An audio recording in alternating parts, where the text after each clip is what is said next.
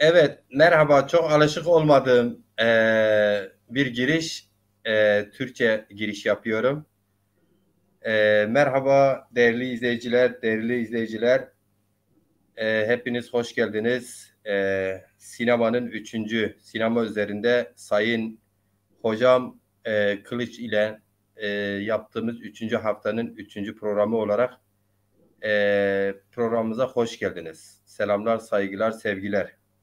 Her kim neredeyseniz saygılarımı iletiyorum.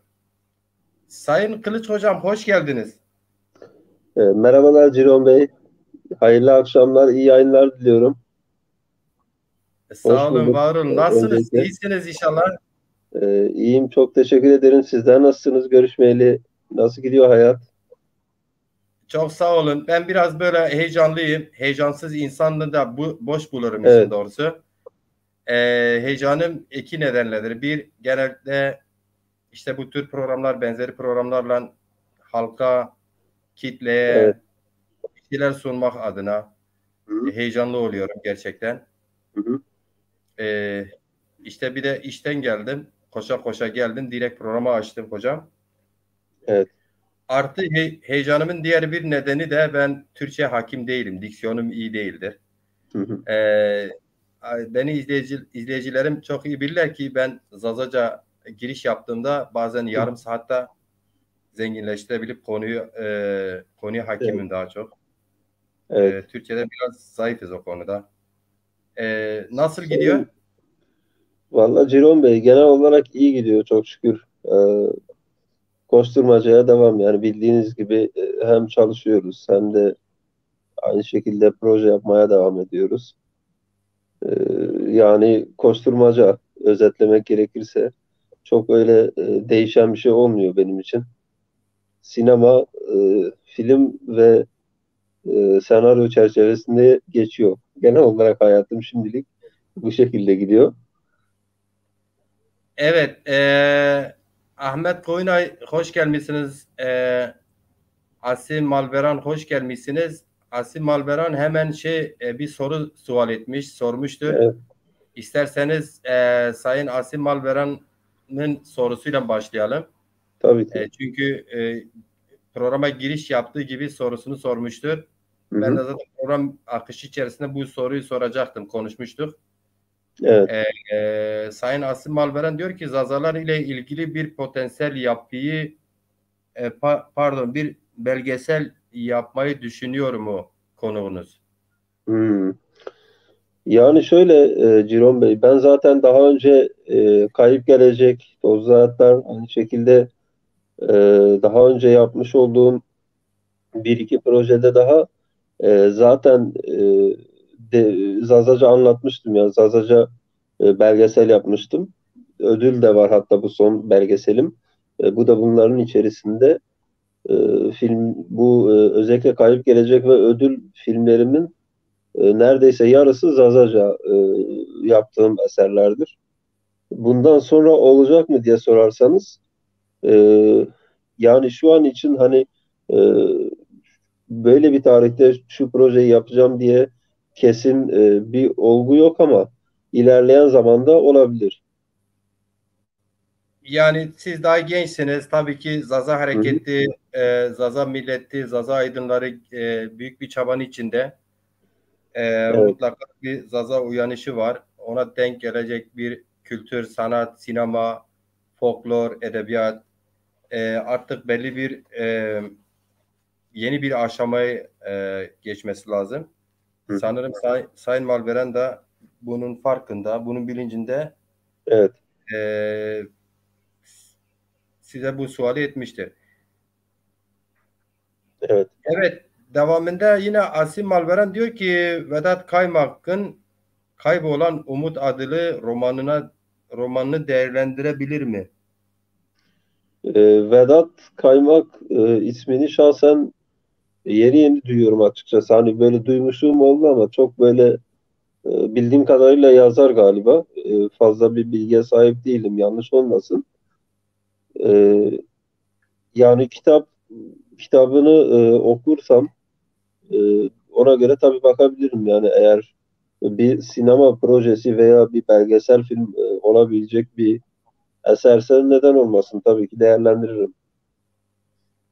Sayın hocam, Vedat Kaymak ile ilgili kısa bir bilgi vereyim size. Kendisi e, tarihçidir. Ha, Roman da harika. yazmıştır. Ne tarih kitapları ne de romanı benim elime geçmiş değil işin doğrusu.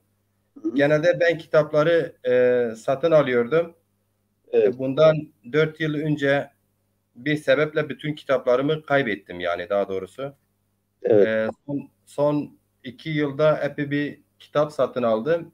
Son 1,5 yılda pandemiden dolayı da çalışmıyorum. Bazı değerli yazarlarımız bana kitaplarını kendileri gönderdi. evet. Ama Sayın Kaymak'ın kitaplarını ben daha henüz almış değilim. Onu açık söyleyeyim. Yani Ama dediğim gibi tabii ki ben iyi bakarım biliyorum, hani iyi e, biliyorum ki Zaza tarihi üzerinde tarih kitabı vardır. Birçok dile de çevrilmiş kitapları var yani. evet. Yani Kendisi dediğim de gibi Ciron Bey, Diyarbakırlı, senin hemşerindir. Kendisi de Diyarbakırlı bu arada. valla çok memnun olurum yani eğer eserlerine ulaşma şansımız olursa. Hatta kendisiyle de tanışıp eserlerini imzalatıp bizzat kendisinden almak isteriz tabii ki. Tabii ki. Ahmet Koynay diyor ki konuğunuz Zazaca'ya yaptığı katkılardan dolayı teşekkür ederim diyor. Ben teşekkür ederim. Siz böyle değerli bir halkın bir bireyi olduğum için ben teşekkür ederim. Sizlerden beslendiğim için sizin içinden gelip de böyle eserler yapabilmek benim için en büyük onurdur, şereftir efendim. Eksik olmayın, sağ olun, var olun Sayın Hocam. Siz de sağ Evet, olun. müsaadenizle ben birinci sorumu sorayım hocam. Tabii ki buyurunuz. Buyurunuz Ciron Bey. Hocam biliyorsunuz bugün başlıkta paylaştığımız üzere şey vardı. Sinemada dijitallaşma üzerinde bir paylaşım yaptı.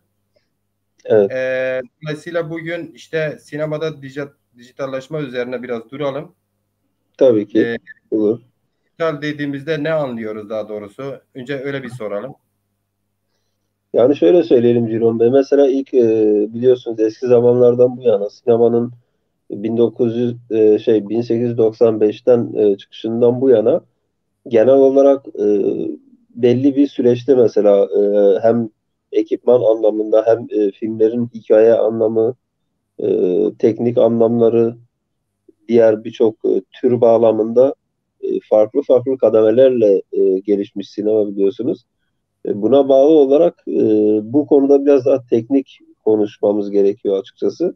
Çünkü dijitalleşme dediğimiz zaman siz de biliyorsunuz. Mesela Türkiye'de özellikle e, daha 90'lı yıllardan önce mesela sadece TRT vardı. Hani TRT dışında mesela normal televizyon bile pek yaygın değildi. Daha 90'lı yıllarda yaygınlaşmaya başladı günümüze kadar. E, Yani öyle bir dönemde şu anki günümüze kadar bu kadar hızlı bir süreçte bu kadar çabuk gelişen bir teknolojiyle birlikte eskiden mesela filmler biliyorsunuz makarayla yapılırdı. O filmler banyo yapılırdı, kesilirdi, biçilirdi, yıkanırdı.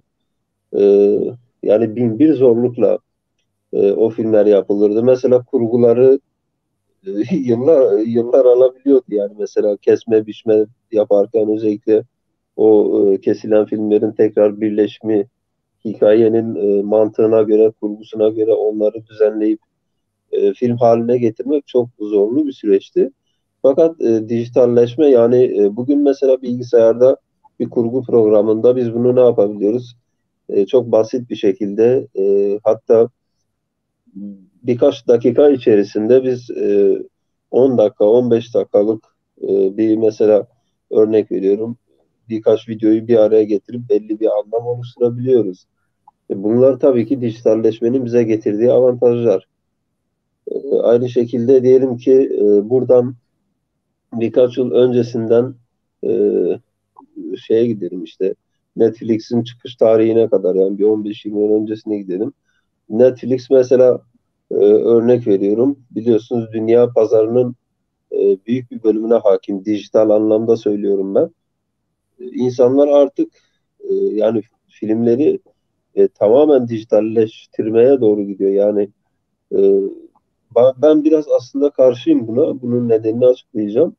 Biliyorsunuz genel anlamda biz daha çok sinemaya giderdik.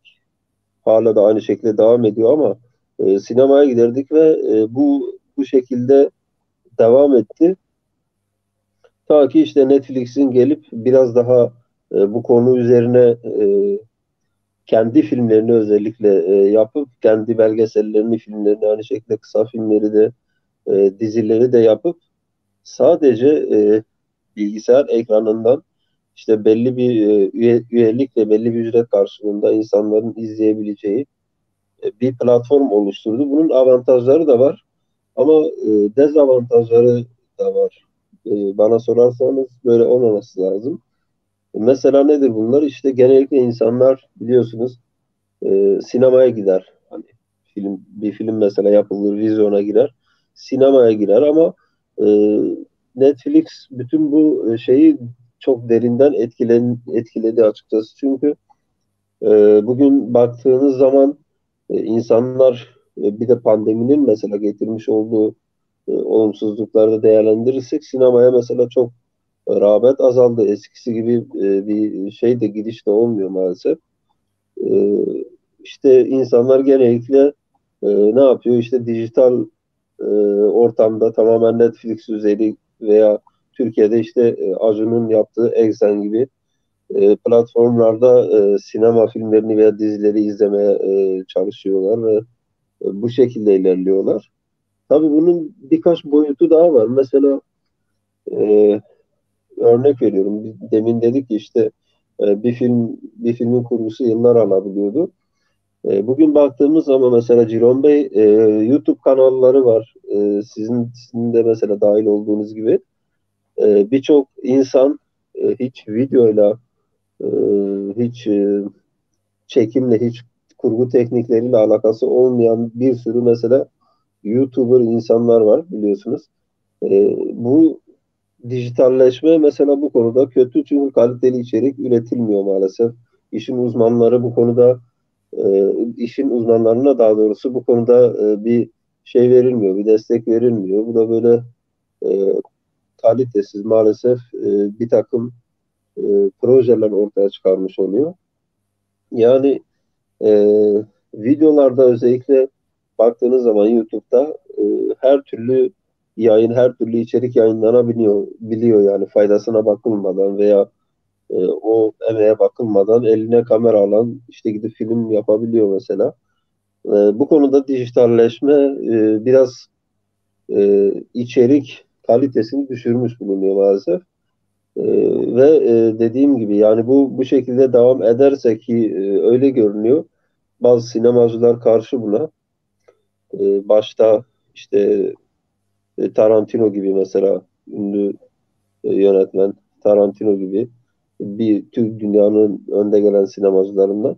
Onun gibi birçok sinemacı mesela buna karşı çıkıyor. Yani ben diyor filmimi bir kutuda insanlara izletmem diyor. İşte insanlar gidip sinemada izlemeli benim çektiğim projeyi. Doğal olarak haklı yani bazı konularda. Çünkü büyük bir emek sarf ediliyor. Büyük bir e, insan gücü biliyorsunuz kullanılıyor sinemada film yaparken. Doğal olarak insan yaptığı emeğin karşılığını almak ister tabii ki. O yüzden biraz dijitalleşme bu konuda maalesef e, özellikle sinemacıları zora sokuyor diyebilirim.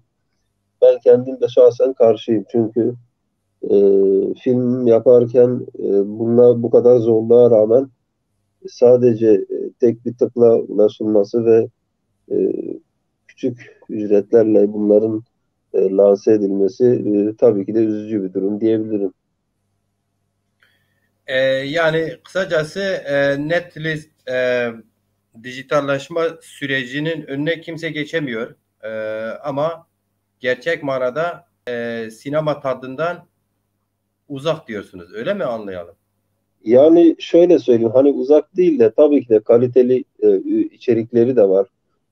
Yani bu sadece yani bir tekelleşme oluşturuyor aslında. Ben buna karşıyım hani. Yoksa Netflix'in çok kaliteli işleri de var. Ben ona bir şey demiyorum. O biraz daha ön ayak oldu Netflix bu sürece, dijital sürece. Filmlerin özellikle e, pazarlanma kısmına yani ön ayak oldu. Fakat YouTube için söyledim ben biraz daha tabii ama e, o konuda biraz daha düzenleme bence getirilebilir ki getirilmeli de bu konuda. Onun dışında herhangi bir eleştirim yok yani. Daha çok işin uzmanlarına bırakılmalı işler diye düşünüyorum ben.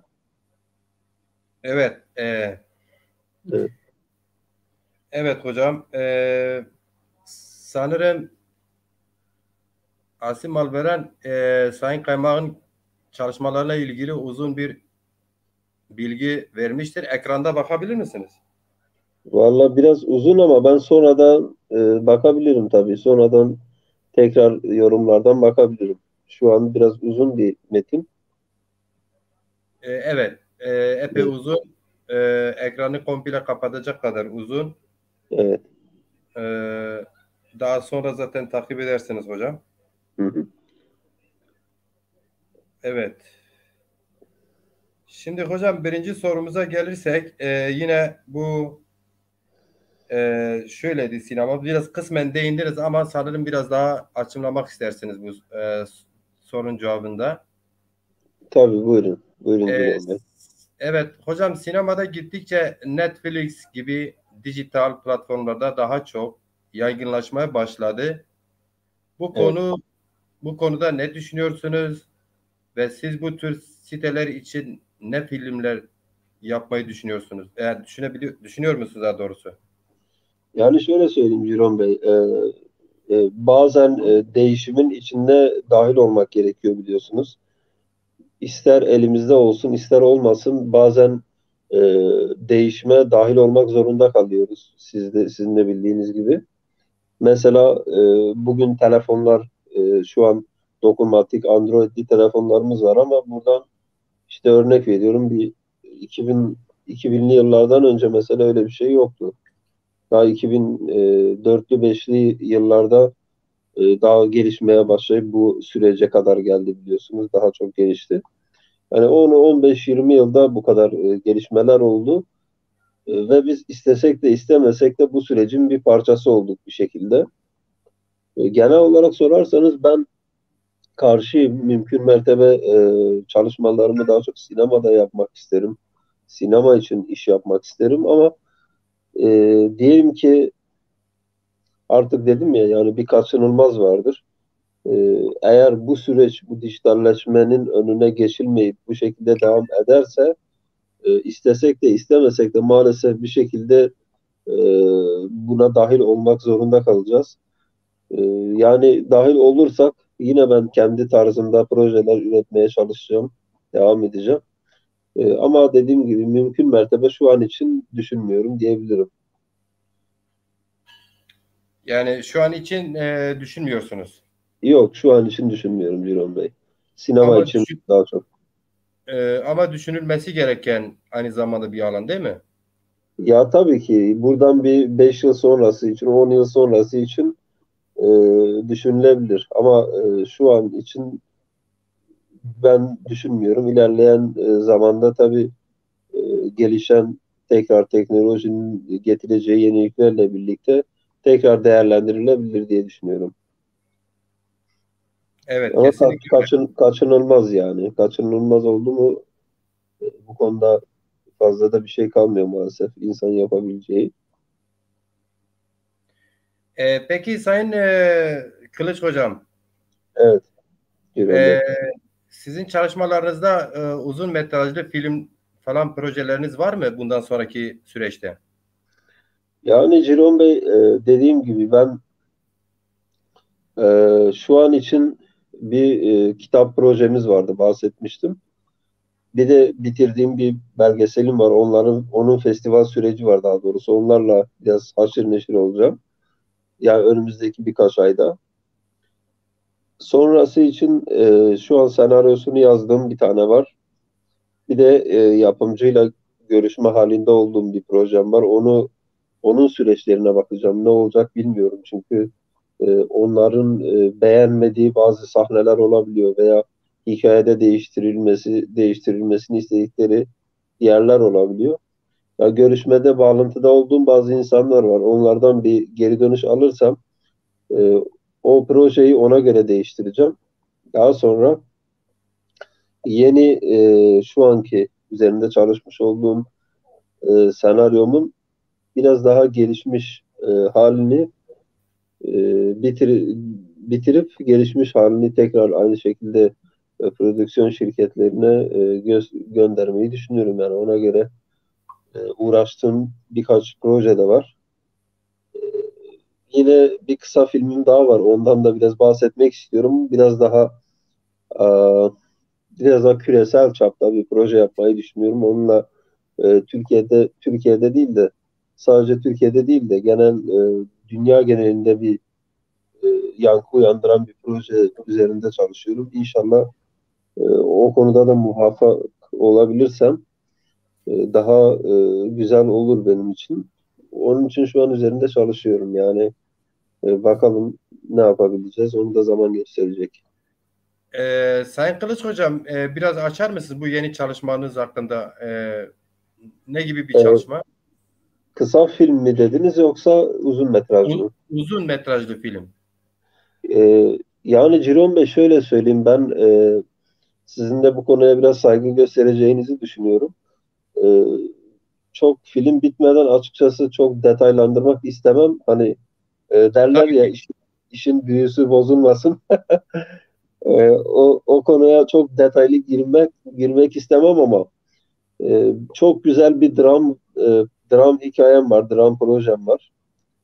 E, bir tane de romantik komedi var. Şimdilik sadece türlerini söyleyebilirim çünkü daha gelişim aşamasında projeler. Şu an anlatmak çok da sağlıklı olmaz. Ama tabii ki o belli bir nitelik kazandıktan sonra, belli bir yere geldikten sonra onu ben sizinle tabii ki paylaşırım ve bizzat inşallah programımızda da tekrar konuk olur. Uzun uzun filmin içeriğini, hikayesinin çıkış noktasını, her şeyini sizinle konuşabiliriz. Ama şu an için e, hikaye çünkü bir oluşum aşamasında anlatmak biraz sağlıklı olmaz bence. Haklısınız Sayın Kılıç Hocam. Son derece haklısınız. Hı hı. Peki bugünkü programı zaten iki programda biliyorsunuz detaylı bir şekilde işte dünyadaki sinemanın, daha doğrusu sinemanın tarihçesi, Evet. gelişim süreci ve bağlı olarak Türk sinemasını değerlendirdik. Hı hı. Ölümsüz Yılmaz Güney'i değerlendirdik, sinemasını değerlendirdik, sinemada gerçekliği değerlendirdik. Bugünkü Evet. program biraz da işte sual ettiğim sorular çerçevesinde cevap verdiniz. Esas Evet. itibariyle e, bundan sonra ne yapmayı düşünüyorsunuz? Yani hayata dair fikirleriniz nelerdir? Hı. Bunları biraz merak ettik. Bu programı da Evet. öyle sürdürmek istedik daha doğrusu. Tabii yardımcı olurum yani mümkün olduğu kadar. Ciron Bey ya ben aslında dediğim gibi sadece sinema yapıyorum ama sadece hani sinemayla da yetinmemek lazım. Bence insan elinden geldiği kadar ne kadar üretebiliyorsa, ne kadar eser üretebiliyorsa o önemlidir. Ben şuna inandım her zaman. Hayata bir kere geliyoruz sonuçta. Ve bence insan bu konuda daha çok şey olmalı yani ölümsüz olmalı diye düşünüyorum Ciron Bey. Bunun için de üretmek lazım. Yani sürekli eser üretmek lazım. Ben de bu konuda mümkün olduğu kadar dediğim gibi yani film yapmaya çalışıyorum. Kitap yazdım. İki tane, bir tanesi bitti, diğeri henüz bitmedi maalesef. Onları işte inşallah yayınlayacağım ilerleyen aylarda. İnşallah bir 6-7 ay sonra artık ne zaman nasip olur bilmiyorum. Yani onları yayınlayacağım. Bir de bahsetmiştim ben size fotoğraf çalışmalarım var demiştim mesela ödüllü olanlar vesaire. Aynı şekilde Onu şimdiye kadar hiçbir yerde bahsetmedim. Sizinle paylaşıyorum ilk defa. Evet. Onların da ben onları da kitaplaştıracağım yani. Fotoğrafları kitaplaştıracağım hikayeleriyle birlikte. Onu da inşallah yayınlayacağım. Öyle güzel bir düşüncem İnşallah. var. Evet. Çok güzel. Ee, Sayın Kılıç Hocam, evet. siz bahsederken kitaplarınızdan birisi yayınlanmıştır sanırım. Öyle doğru mu anladım? Ha yok Ciron Bey şöyle söyleyeyim yani yayın eviyle görüştüm. Bazı konularda ufak tefek anlaşmazlıklarımız oldu. Onun için ben şu an Antalya'da çekimde bulunduğum için maalesef bir neticeye varamadık. İnşallah buradaki işlerim bittikten sonra kitap için ben tekrar yayın eviyle görüşeceğim. Yayınlanacak ama yazım olarak bitmiş durumda şu an. Hazır yani. Her şey hazır. Sadece baskıya gitmesi kalmış, yayınlanması kalmış. Onu da inşallah sizinle paylaşırım zaten. Anladım. Sanırım ikinci kitabınız şiir kitabıydı. Birincinin konusu neydi? Birinci kitabı. İkisi de şiir kitabı Ciron Bey. İkisi de İkisi şiir de kitabı. Aynen. İkisi de şiir kitabı. Bu fotoğrafla ilgili söylediğim biraz daha yani görsel sanatla ilgili biraz bir şeyler yapmak istedim. Zaten çekmiş olduğum fotoğrafların baskılı halini göreceksiniz. Bir de hikayelerini yani mesela bir fotoğraf çekmişim. Bunu nerede çektim? Hikayesi nedir? İşte bunu burada ne anlatmak istiyorum gibisinden. O tür bilgilerin yer alacağı benim ödüllü ve sergilenen bazı fotoğraflarımın da kitaplaşmış halini inşallah sizlerle paylaşırım. E, Onun haricinde ben biliyorsunuz size bahsettim geçenlerde de diğer programda da yanılmıyorsam. Şeyle ilgili ben ders verdim bu fotoğrafçılıkla ilgili. evet. Bazı yerlerden aynen bazı atölyelerden teklif geliyor fotoğrafçılık ve senaryo yazarlığı üzerine. Eğer nasip olursa, benim de fırsatım olursa yeni kuşaklara da tabii ki yardımcı olmak isterim bu konuda. Özellikle sanat yapmak isteyen genç e, nesillere yardımcı olmak isterim. Öyle bir planımız da var. Tabii bunu biraz süreç gösterecek. Yani onları ona göre bir değerlendireceğim. Kendi programın dahilinde bir neticeye vardıracağız. Ciron Bey. İnşallah Sayın Mehmet Kılıç Hocam, Evet. bundan sonraki çalışmalarına üstün başarılar dileriz tabii ki. Siz daha gençsiniz, yolun Çok, başındasınız. çok teşekkür ederim. E, tabii ki en çok da benim merak ettiğim sanırım bu Evet. her üç programa katılan, bizi sonuna kadar izleyen değerli sanatçı, edebiyatçı, tarihçi, siyasetçi e, ve sıradan halktan oluşan izleyicilerimiz de en çok merak ettikleri bir şey daha var. Tabii ki. Sayın Mehmet Kılıç, yanlışsam düzeltin, Diyarbakır Hanili bir zaza olması Evet. nedeniyle itibariyle sırf Zazaca belgesel ya da film, uzun metrajlı film gibi projeleri olabilir mi? Varsa kimlerle bu tür çalışmaları yapabilir? Bir ön çalışması var mı? Evet. Sanırım en çok merak edilen, bizim açımızdan çok merak edilen suallardan birisi olması lazım. Ee, Anlıyorum Ciron Bey. Siz zaten daha önce de yanlış değilsem ifade etmiştiniz. Ee, Yani dediğim gibi tabii ki de var. Daha önce belgesel de çekmiştim. Zaten bu size az önce konusunu anlatamam dediğim filmim de yaklaşık bir %50'si tamamen Zazaca geçiyor ve filmin ana karakterleri de Zaza kökenli ve Zazaca konuşuyorlar. Hikaye de zaten genel olarak bizim kendi problemimiz üzerine odaklanmış. Yani öyle bir hikaye. Çok dediğim gibi detaylandırmayacağım. Yani o uzun metrajlı projede böyle bir hedefim var. Zaten inşallah nasip olursa o da ilk olacak. Sinema anlamında yani Zaza sineması anlamında. anlamında. Şöyle yani biraz dediğim gibi geçen de sizinle konuşmuştuk. Onun o mali kısmını eğer inşallah halledebilirsem senaryo hazır işte. Onu bir de yapımcılarla falan bir bakmak lazım. Onlarla da bir görüşmek lazım. Uygun koşul oluşursa değerli izleyicilerimizin dediği gibi o projeyi inşallah çekeceğim. Onların da yüreğine su serpmiş olurum inşallah. İnşallah sizin için de geçen programda da söylemiştim. Evet, E, sinema faaliyet tarihin bir başlangıcı olur. Aslında Zazaca üzerinde roman yazılmış. 17. roman yazıldı. Bu en son çıkan bir roman. evet, Belki yüzlerce hikaye kitapları yazıldı ana dilimizden. doğru. Belki yüzlerce Vistonek dediğimiz kitaplar yazıldı.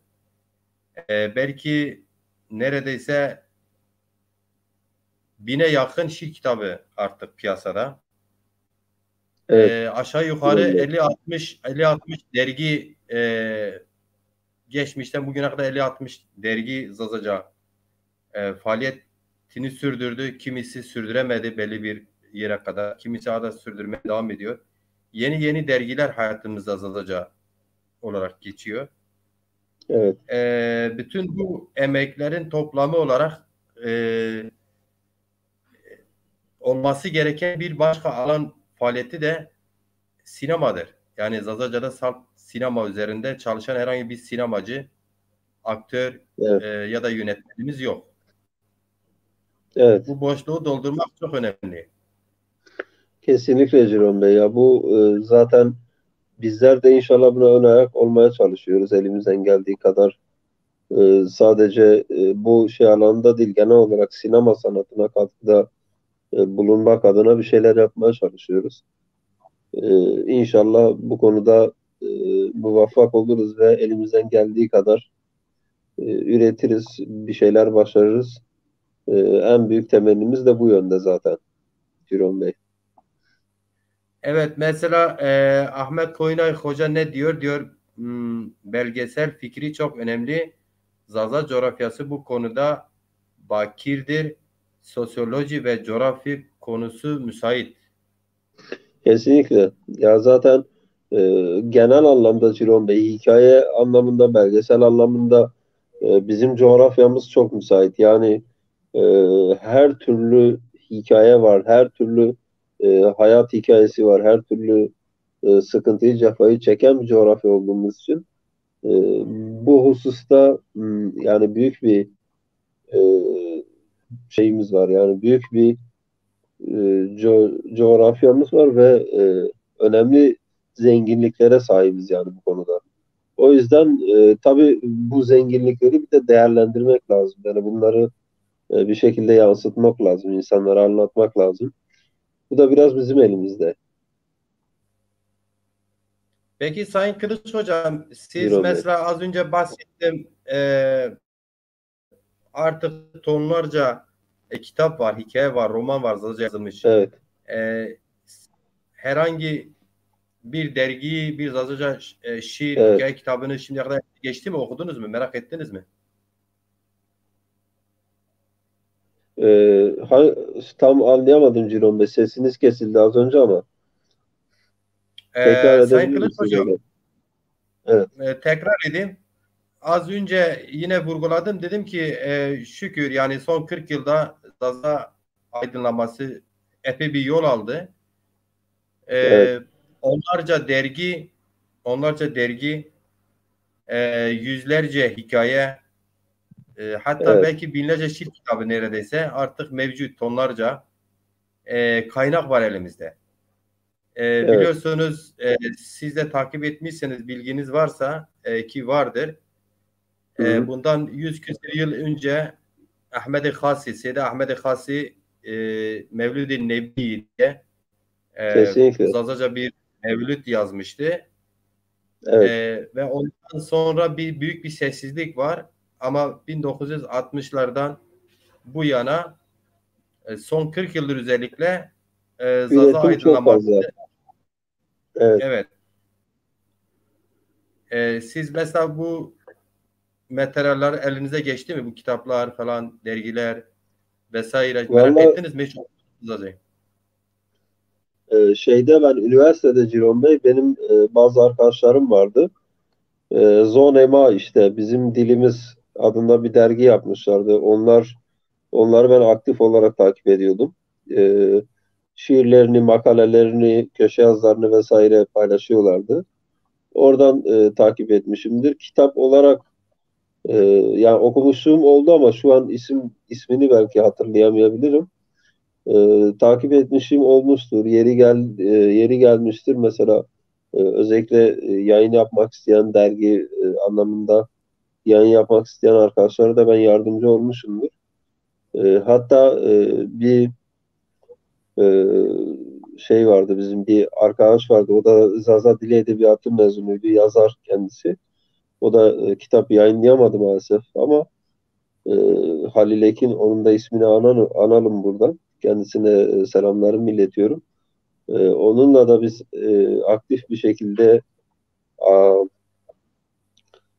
dergilere de katkıda bulunduk. Bu bahsettiğim dergilere ve kendisinin bu konuda daha çok tecrübesi vardı. Kendisi bölüm mezunu çünkü. Tunceli'de okumuştu Zaza Dili ve Edebiyatı'nı. E, Bu konuda bayağı bir geliştirdi dergileri vesaire. Kendi kitaplarını da keza e, Zazaca yazdığı kitaplar, eserleri de var. Bu konuda biraz elimizden geldiği kadar yardımcı da olmaya çalıştık Ciron Bey. Kendi dilimize ve bu hususta edebiyatımıza da aynı şekilde mümkün olduğu kadar katkı sunmaya çalıştık tabii. Elimiz el verdiğince, gücümüz yettiğince. İnşallah böyle de devam edecek diyebilirim. Evet. Sayın Kılıç Hocam, hakikaten merak ediyorum. Zazaca hakimliğiniz nasıl? Yani rahat konuşuyor musunuz? Diyaloglarınız nasıl? Ailenizle, çevrenizle? Yani var tabii diyaloğum fena değildir. Ee, Ailemle, annemle zaten e, genel itibariyle şey konuşurum yani Zazaca konuşurum. Evde annem Türkçe bilmiyor çünkü. Yani fena değildir. İsterseniz biraz konuşabiliriz. Çok güzel. Çünkü çok önemli Sayın Kılıç Hocam. Evet, Yani hakikaten Zazaca hakim olmak, Zazaca bilmek evet, bence birinci adımdır. Zaza yurtseverliği, duyarlılığı üzerinde. En çok da evet, bugün e, günümüzde daha doğrusu e, kendi anasının diline düşkün olan ne kadar yazar, çizer, hatta politik aktör ve aydın evet, insan varsa hepsi de aşağı yukarı %90, %100 Zazaca hakim olan insanlardan oluşur. evet. Biz de Evet. dediğim gibi yani bu konuda mümkün olduğu kadar e, yani her türlü dilimize hakim olmaya çalışıyoruz. Ben de çok şükür konuşabiliyorum en azından. Çok öyle akademik düzeyde değilim ama idare ediyorum yani. Öyle diyebilirim. Sayın Kılıç Hocam zaten akademik düzeyde olması elbette çok çok önemli ama öyle bir Hı şansımız hı. yoktu biliyorsunuz. Maalesef. Evet.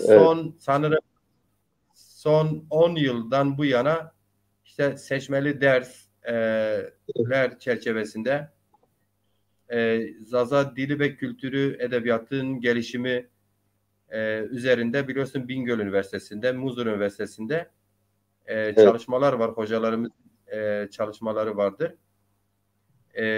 Belli bir düzeye geliyor ama maalesef biliyorsunuz Zazaca öğretmen ataması bu sene tek bir kişi atandı. Bir hocamız Maalesef. atanmıştır. Dalga dalga geçer gibi. Evet. Maalesef tek bir kişi. Piyasası yani daha doğrusu Zaza pazarı oluşumu önünde mevcut sistem engel ya da vurdum doymazdı öyle diyeyim. Evet.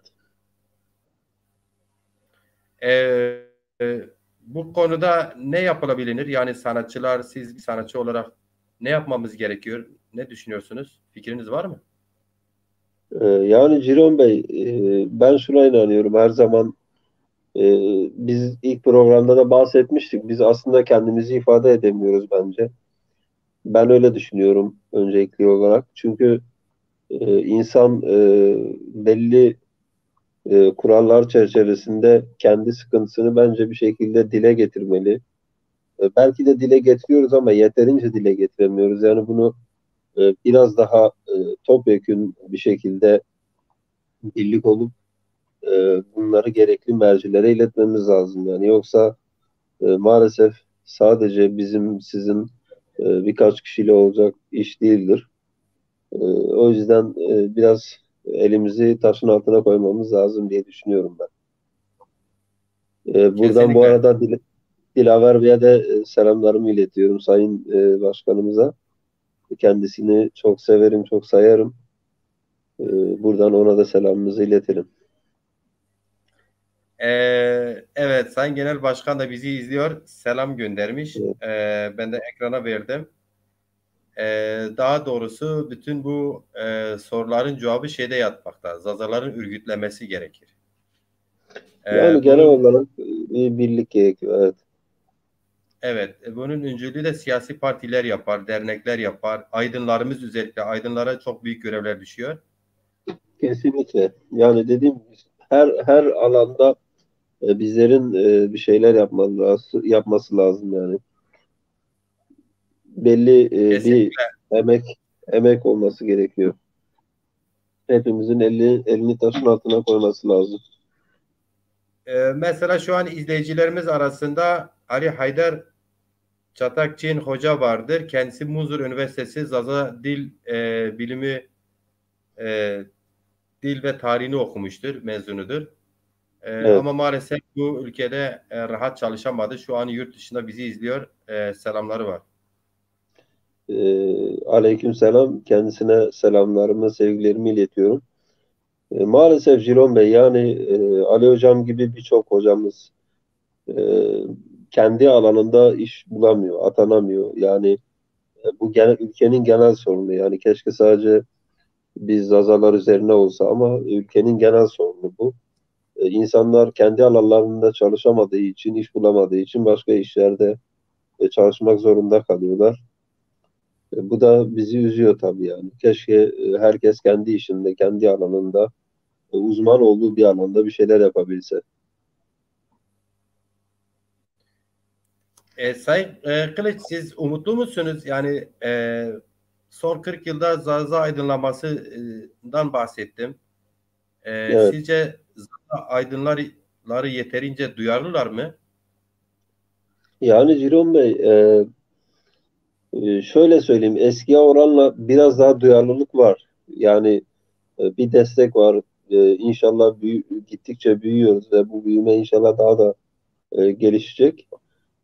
Fakat daha çok birlik olmamız lazım. Yani daha çok güçlenmemiz lazım. O yüzden biraz daha bir şeylerin üzerine daha çok gidersek daha iyi yerlere gelebiliriz yani Zazalar olarak diye düşünüyorum.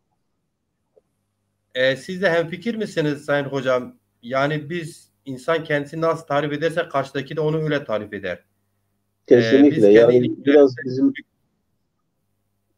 biraz bizim elimizde Ciron Bey. Yani biraz bizim kendimizi ifade etmemiz lazım. aynen. Yani biz kendimiz bireysel olarak etrafımızda ilişkide bulunduğumuz Türk, Kürt ve diğer halklardaki insanlarla yan yana iç içe geldiğimizde Hı ortak hı. bazı belli çalışmalarda ortaklaştığımızda kendimizi rahat ifade edebiliyor muyuz bu ülkede artık? Yani siz şu an kaldığınız otelde, yaptığınız film çekimlerinde, işinizde, iş arkadaşlarınızda, yardımcılarınıza kendinizi tanıtırken biz az sonra tanıttığınızda diyelim nasıl bir Evet. tepki alıyorsunuz? Hayatta normal. Yani şöyle söyleyeyim Ciron Bey. İlk başlarda aa, ya bir takım problemler yaşanıyordu maalesef. Bazı üzücü olaylar da olabiliyordu. Fakat şöyle bir durum var. Yani bizim sektör biraz daha farklı bir sektör biliyorsunuz. Bir şeyler başardığınız zaman insanlar sizin bazı noktalarda ama her genelleme yapmıyorum. Bazı noktalarda nereli olduğunuza bakıp sizi ona göre dışlayabiliyorlar. Bazı noktalarda da sizin nereli olduğunuza değil de başarınıza bağlı olarak size sempati duyup saygı gösterebiliyorlar. Ben ikisini de yaşadım açıkçası. Yani yeri geldi Diyarbakırlı olduğum için çok dışlandığım da oldu. E, Yeri geldi yaptığım işin önemi ve aldığım ödüller çerçevesinde bana çok saygı da duyuldu, bana çok hürmet edenler de oldu. Bu tabii dediğim gibi yani değişkenlik gösterebiliyor bazen. Ya şu an yani şu an kaldığım yerde bir şeyim yok açıkçası bu anlamda bir dezavantajım yok, hatta avantajım var diyebilirim.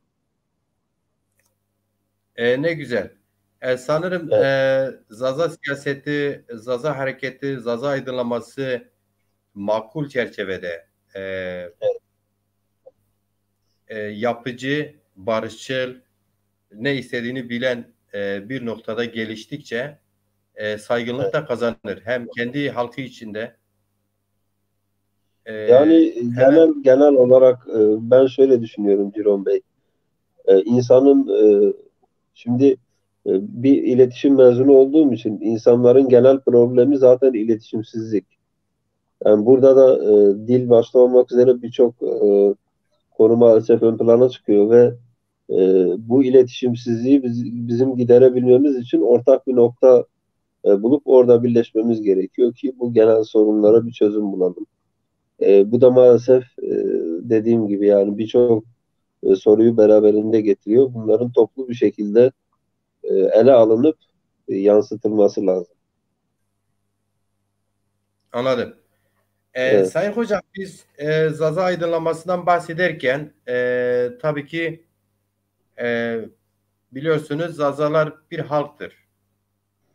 evet. Ve yaklaşık kimi bilgilere göre 8 milyon ortalama bir Zaza kitlesi kendi coğrafyasında yaşıyor. Hı hı. E, Bir o kadarı da sanırım metropollara yayılmış, dünyaya yayılmış durumda.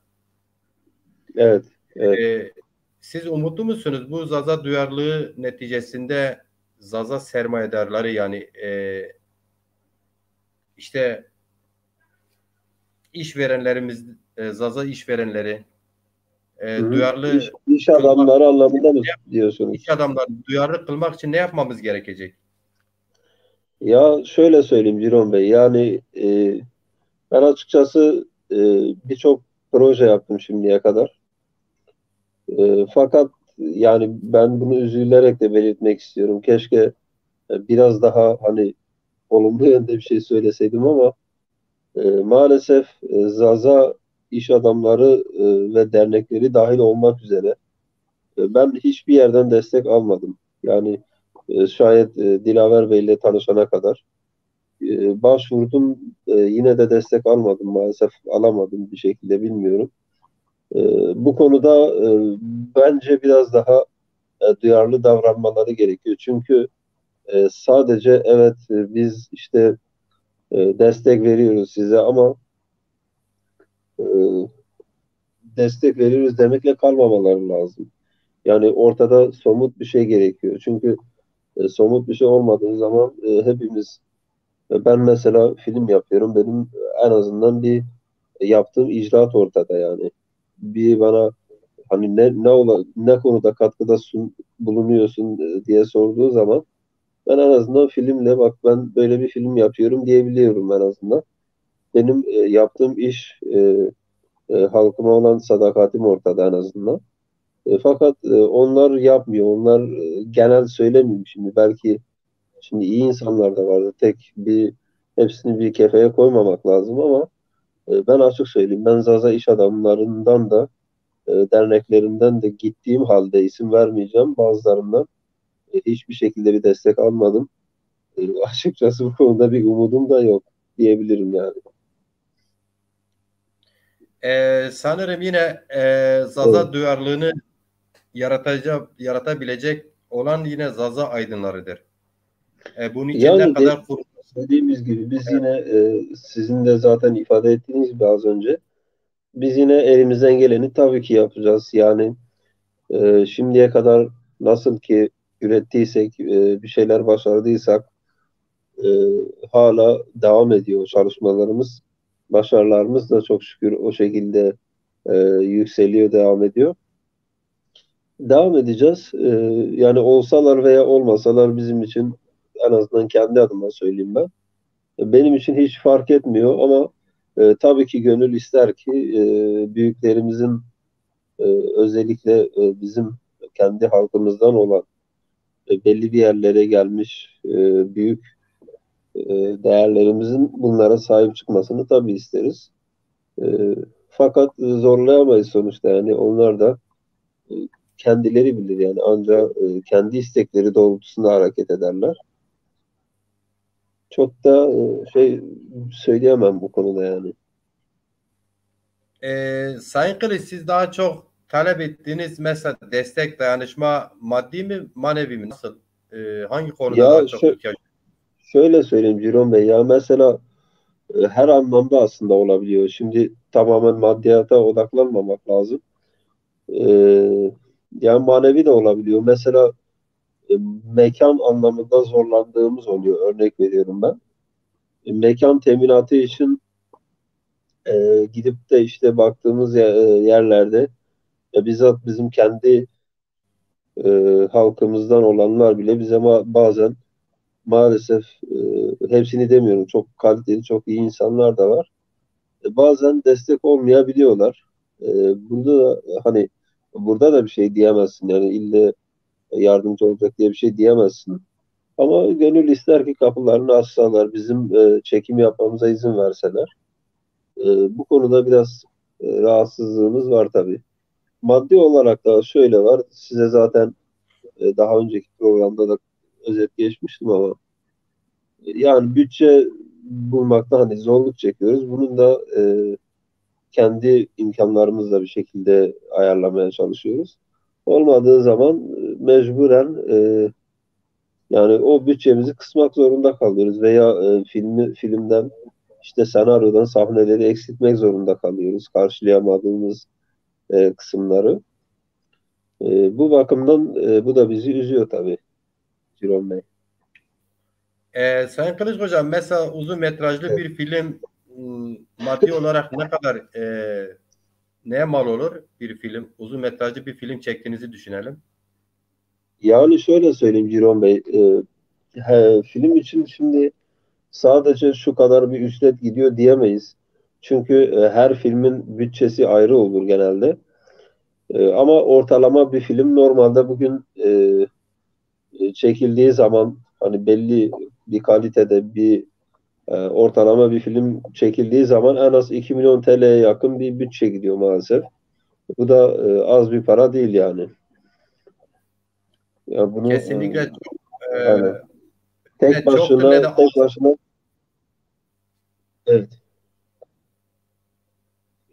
Tek başımıza tabii bunu bu sorumluluğu üstlenmemiz biraz zor oluyor yani. Yoksa bu destek alınırsa tabii ki iyi işler olabilir Cilon Bey.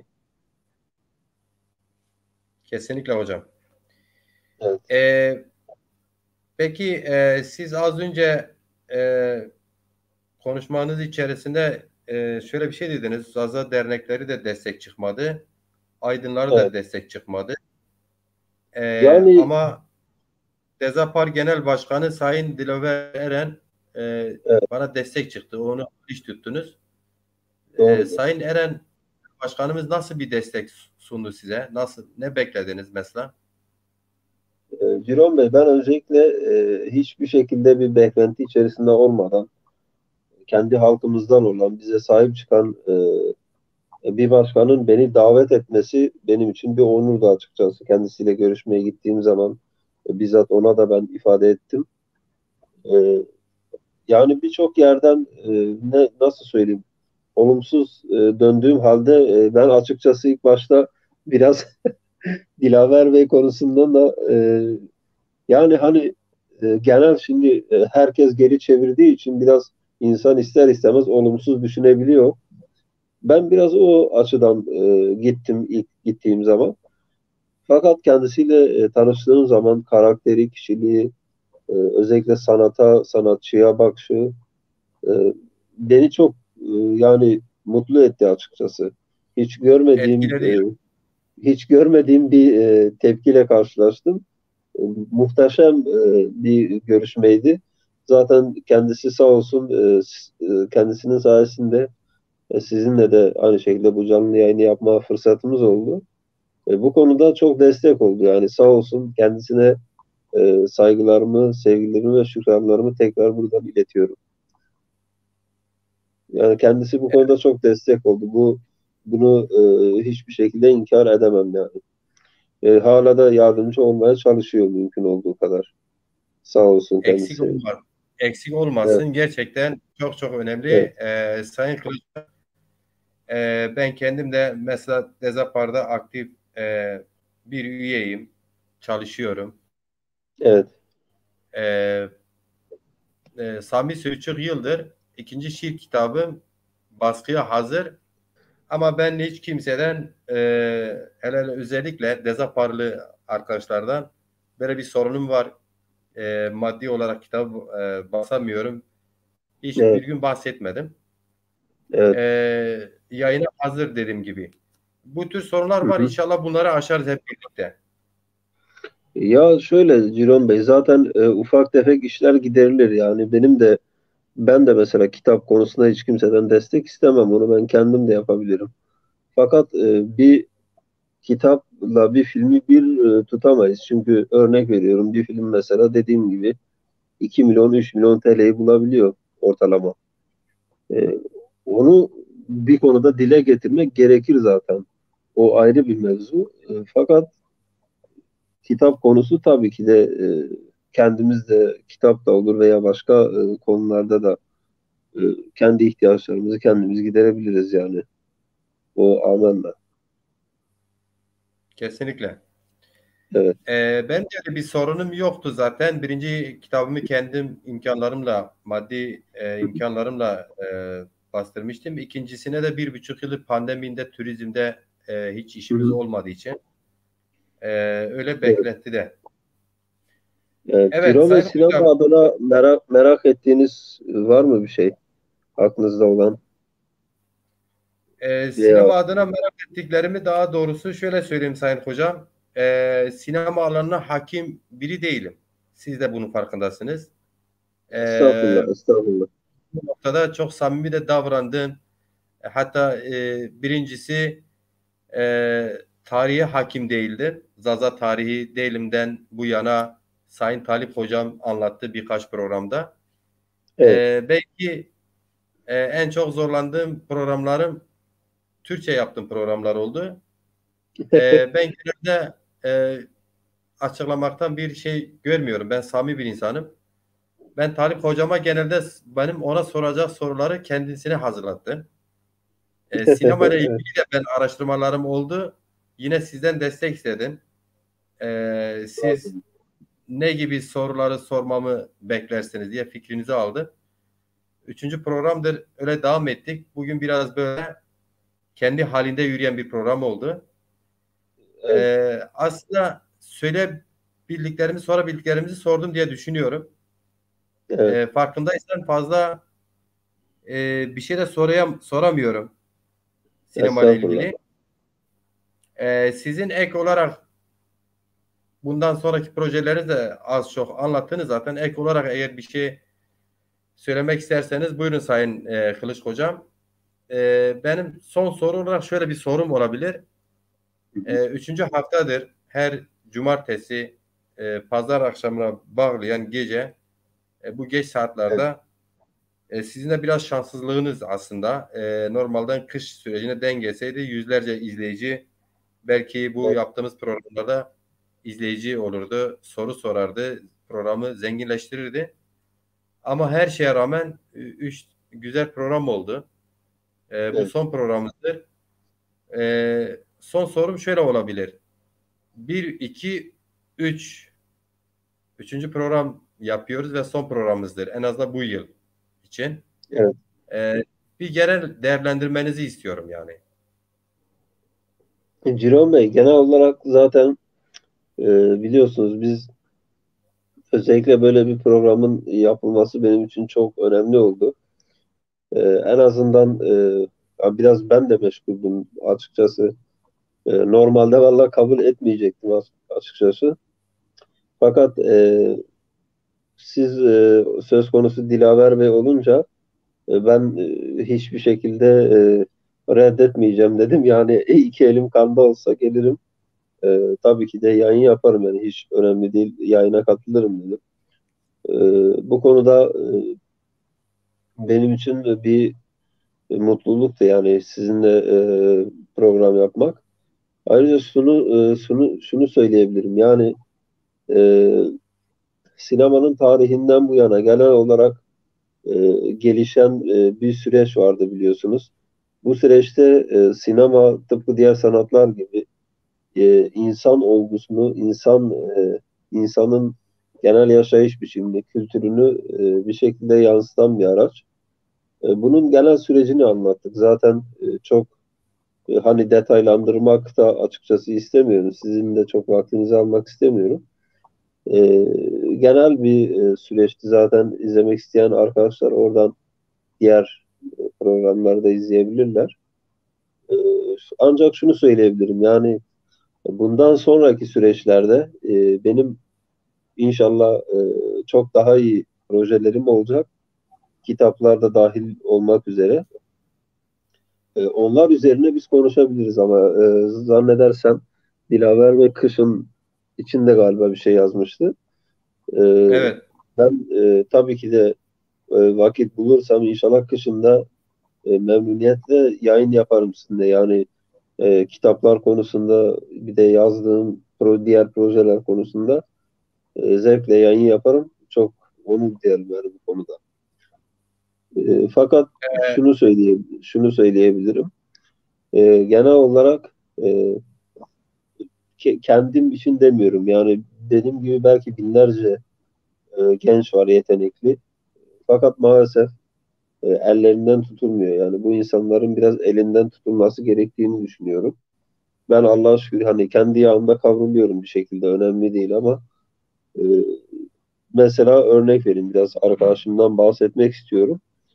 Halil diye bir arkadaşım var. O da mesela 8-10'a yakın kitap yazmış. O da yayınlayamıyor. Bir de üstelik Zazaca. Çok büyük emekleri, katkıları oldu. Kendisi şu an izliyor mu bilmiyorum ama fakat Zaza Dili Edebiyatı mezunu olup maalesef başka işte çalışmak durumunda kaldı o da bizim gibi. Diğer üniversite öğrencileri gibi özellikle ilk başta. Onun için şuna inanıyorum ben. Yani bir şeylerin kalkınması için, bir şeylerin değişmesi için, belli kalıpların yıkılması için bence sanata ve sanatçıya genel anlamda değer verilmesi lazım diye düşünüyorum ben. Aksi takdirde maalesef e, bir ilerleme kaydedebileceğimizi zannetmiyorum. Yani e, bir sistemde bulunacağım biraz. E, Bir hocamız vardı bizim. Şey derdi, her tarafa bina dikmeye, köprü dikmeye, beton dökmeye gerek yok. İnsana biraz yatırım yapılsa bu ülkede e, her şey bambaşka bir noktaya gider derdi. Ben de onu söylüyorum. Biraz hem iş adamlarımıza hem genel olarak biraz onlara yatırım yapacağınıza biraz insana yatırım yapın. Emin olun çok şey değişecektir. Kesinlikle Sayın Hocam. Sayın Evet, Dilaver Eren Başkan bir değerlendirmesi var. Senin gibi yetenekli Zaza gençlerini desteklemek hepimizin görevi. Keşke daha fazla çok dostluklar yapabilsek. Her zaman yanınızda olacağım diyor. çok teşekkür ederim Dilaver Bey'e. Tekrardan saygılarımı sunuyorum kendisine. Sayın Başkan zaten her konuda sağ olsun desteklerini esirgemiyor, yardımcı oluyor bizlere. E, İnşallah bundan sonra zaten kendisiyle tanıştıktan sonra birçok şey değişti. Bundan sonra da birçok şeyin değişeceğine ben inanıyorum diye düşünüyorum. birçok Evet, şey yine değişir yani inanıyorum. Sayın Dilaver Başkan aslında genel başkanımız olmasaydı o sinema alanına hakim. Evet, Kendisi evet, sizinle bu programı yapsaydı e, evet. sanırım daha verimli geçerdi. Valla E, bundan sonra inşallah Bu nedir? Engel nasip nasip bırakıyor. olursa Değerlendirmesi var. evet, Değerlendirmesi var diyor Mehmet Mehmet benim evet, de destek olduğum yapımcı olduğum belgeseller ve Yılmaz Güney anısına evet, yapılan uzun metrajlı bir filmim var. evet, evet. Valla Sayın Başkanım yani izlemek isterim o filmleri açıkçası. Çok memnun olurum nasip olursa. Siz inşallah benimle paylaşırsınız. İzlerim hatta sizinle birlikte de e, bakabiliriz. Birlikte proje de yapabiliriz. Eğer sizin de zamanınız olursa. Çok memnun olurum açıkçası bu konuda. Evet, Sayın Mehmet Kılıç hocam, Evet, benim sual buyurun. edecek farklı bir sorunum yoktur işin doğrusu. Evet, Yaklaşık 1 saat 10 dakikadır sonuncu ve üçüncü programımızın sonuna geldik. Eklemek evet. istediğiniz bir şey var mı? Herhangi yine bir çağrınız var mı? E, Yani Cüneyt Bey dediğim gibi hem sektör anlamında hem sinemanın diğer gelişmiş süreci, tarihçesi vesaire onları dilimiz döndüğünce mümkün olduğu kadar sizinle ve izleyiciyle paylaşmaya çalıştım.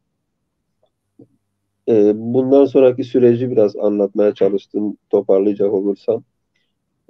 Birkaç diğer projelerimi, yaptığım diğer işleri, onların sürecini sizinle paylaştım. Bu inşallah bundan sonra tekrar devam edecek. Yani program yaparsak sizinle de paylaşırım. Bu şekilde güzel programlar inşallah yaparız. İzleyicilerle de paylaşırız. Zaten bu haftada güzel oldu. En azından son bir toparlama yapmış olduk. Sizlere özellikle çok teşekkür ediyorum. Böyle bir program yaptığınız için, e, böyle bir e, yayın yaptığınız için size ve Gahan TV'ye çok teşekkür ediyorum. Yayın hayatınızda başarılar diliyorum öncelikle.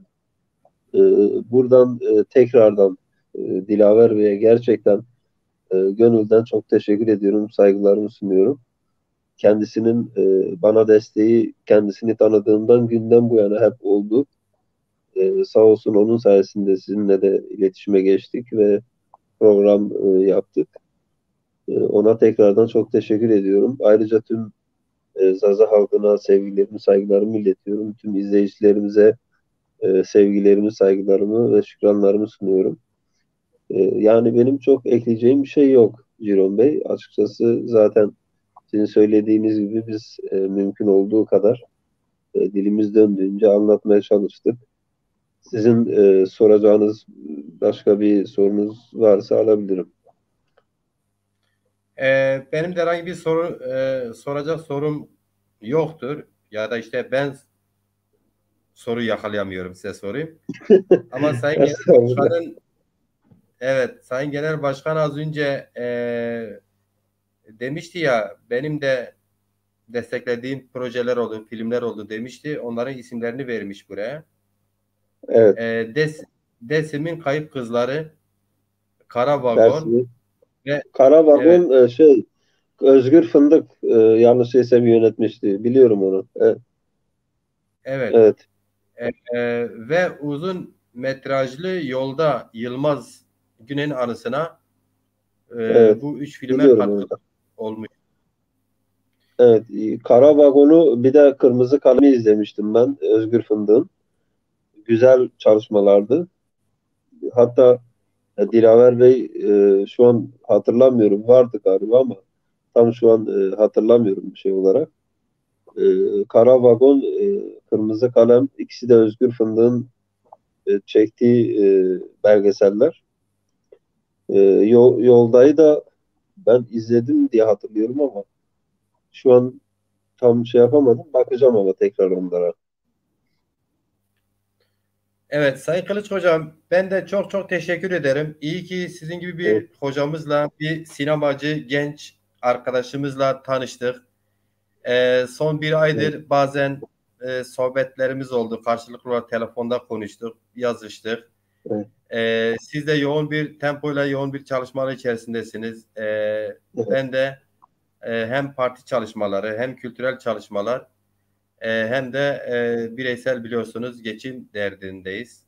O çalışmaların evet, içinde yoğun bir tempoyla bazen 24 saatin 20 saatini çalışıyorum gerçekten her evet. alanda. Maalesef. E, iyi ki sizi tanıdım. Bence iyi, güzel programlar oldu. Alışılagelir gelmiş programlar belki olmadı. İşte Evet, geniş, büyük medyanın, ulusal medyanın o okumuş, profesyonel kendi programlarına ya da işte konularına hakim olan, sırf o iş için çalışan kişiler ve yapılar olduklarından dolayı belki öyle bir başarılı bir program benim açımda en azından.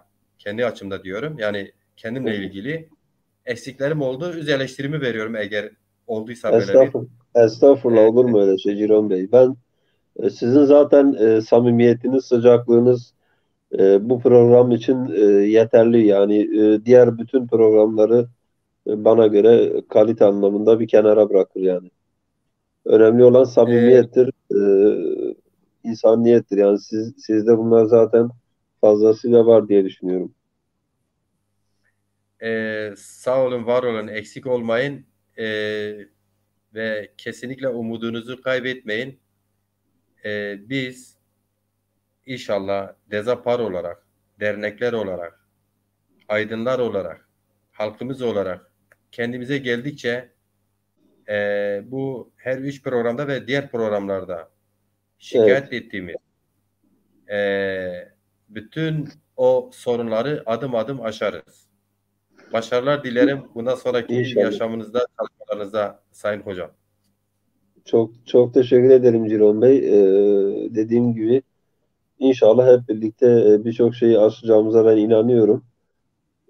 Buradan tekrardan özellikle bizi yalnız bırakmayan izleyicilerimize çok teşekkür ediyorum. Selamlarımı iletiyorum tekrardan. Ee, Dilaver Bey'e tekrar teşekkür ederim bu program için. Bana desteklerinden dolayı sağ olsun, var olsun. Hep yanımda oldu. Çok teşekkür ederim tekrar. Ee, Anneme, kardeşlerime, onlar da galiba izliyormuş. Yeni haberim oldu. Onlara da selamlarımı iletiyorum. Hepsine ayrı ayrı. Ee, Adını anamadığım kim kaldı şu an hatırlamıyorum ama e, Halil'e, e, Hakan'a, ikisi de değerli arkadaşlarımdır okuldan. Onlar da zannedersem izliyorlar. Onlara da selamlarımı iletiyorum. Bizi yalnız bırakmayan herkese çok teşekkür ediyorum. Sağ olun, var olun Cilon Bey. Size de yayın hayatınızda tekrar başarılar diliyorum. Çok keyifli, çok güzel bir program oldu. Çok çok teşekkür ederim tekrardan sizlere. Eksik olmayın hocam. Ben çok teşekkür ederim. Şeref verdiniz. Ben de annenizin elinden öperim. Bu saate kadar Rica ederim. Çok çok gerek teşekkür ederim. bizi izleyen büyüklerim, arkadaşlarım hepsine saygı ve sevgi ile Evet, selamlıyorum.